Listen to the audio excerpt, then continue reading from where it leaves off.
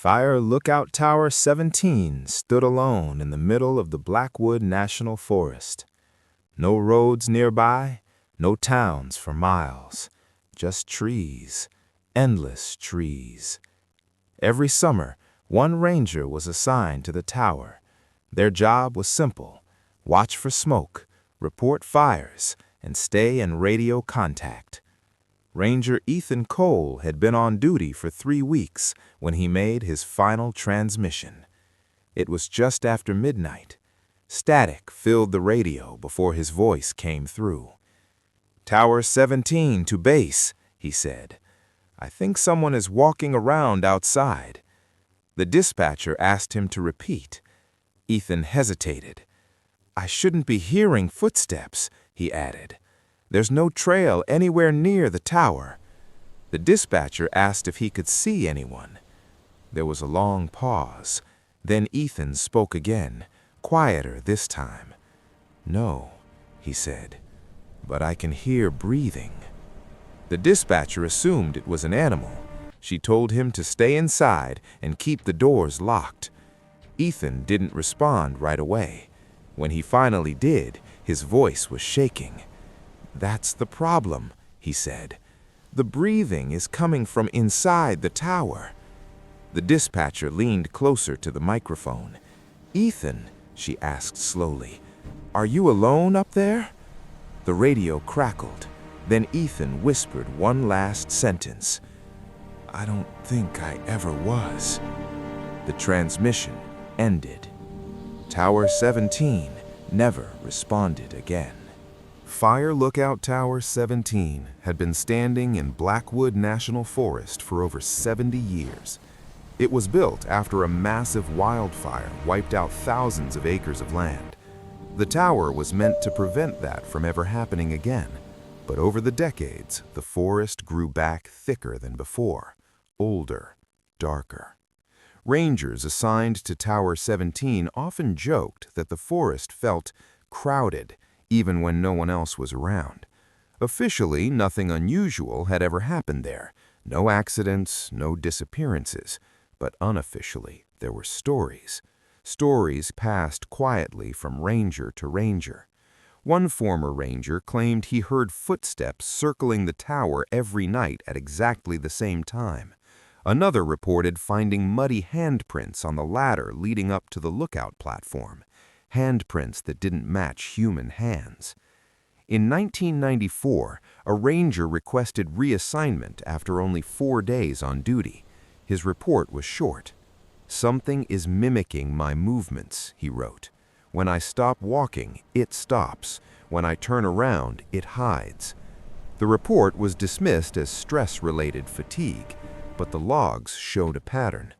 Every ranger who complained about noises reported the same detail: breathing, slow, patient, as if the forest itself was waiting.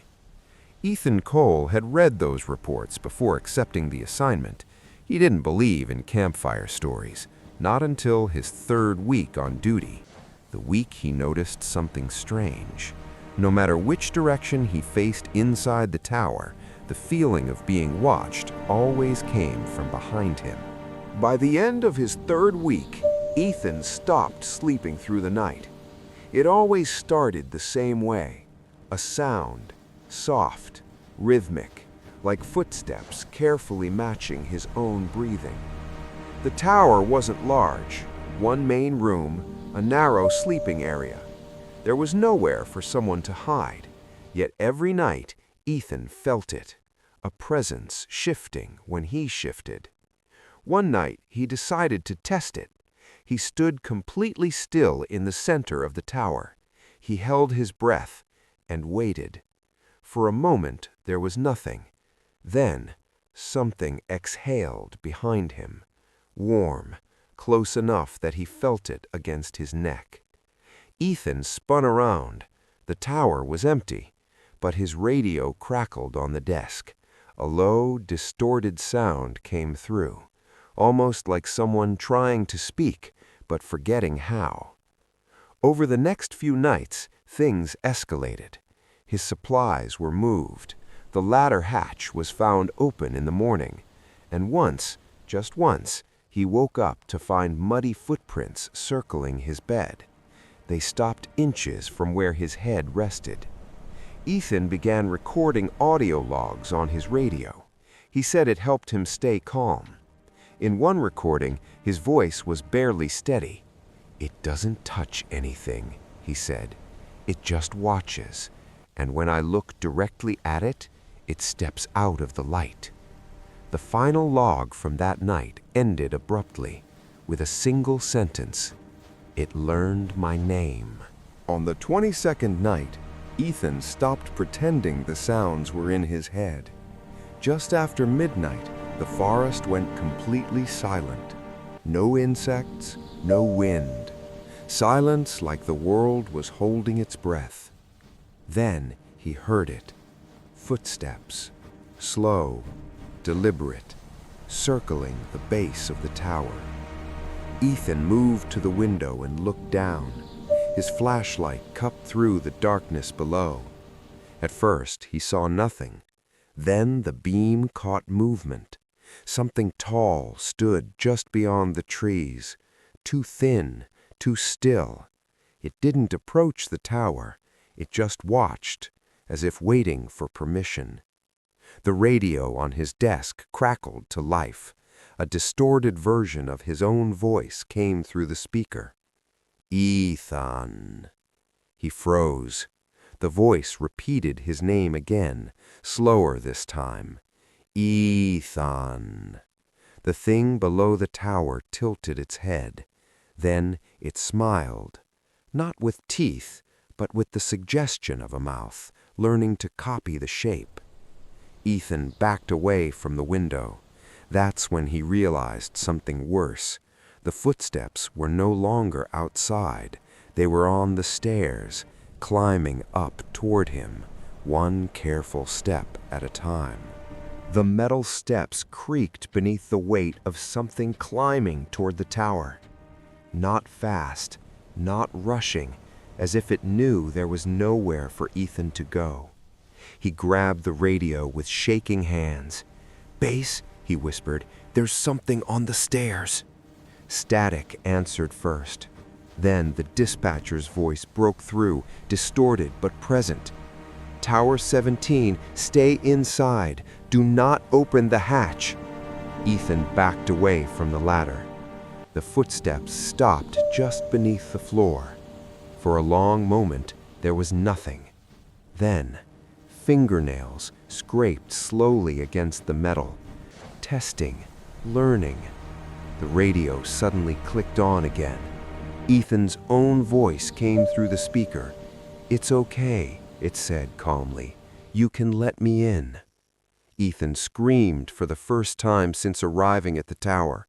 "That's not me!" he shouted. The dispatcher's voice trembled. "Ethan, we can hear it too." The scratching grew louder, faster. Then it stopped. Something heavy shifted above the hatch, pressing down, bending the metal inward. The lights flickered. The radio filled with overlapping voices.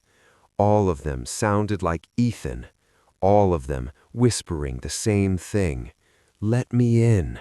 The last transmission from Tower 17 lasted exactly 46 seconds. It began with silence. Not static, silence. Then Ethan's breathing came through the radio. Fast, panicked. "It's inside," he whispered. The dispatcher tried to keep him talking. She told him help was on the way. She told him to stay calm. Ethan didn't respond. Instead, the radio picked up another sound. Footsteps, moving slowly across the tower floor. Then a second voice spoke, clear, calm, perfectly matching Ethan's tone. "He's not alone," it said. "He never was." The transmission cut out mid-sentence. Search and rescue reached Tower 17 at sunrise. The ladder was intact. The hatch was sealed shut from the inside. Ethan Cole was never found. Inside the tower, they discovered his radio still on, recording. When they played back the final audio log, the timestamp showed something impossible. Two voices speaking at the same time, both identified as Ethan Cole. Today, Tower 17 is no longer staffed. Rangers say that on quiet nights, you can still hear footsteps climbing the stairs, and sometimes the radio turns on by itself, whispering one final sentence: "You're not alone up here."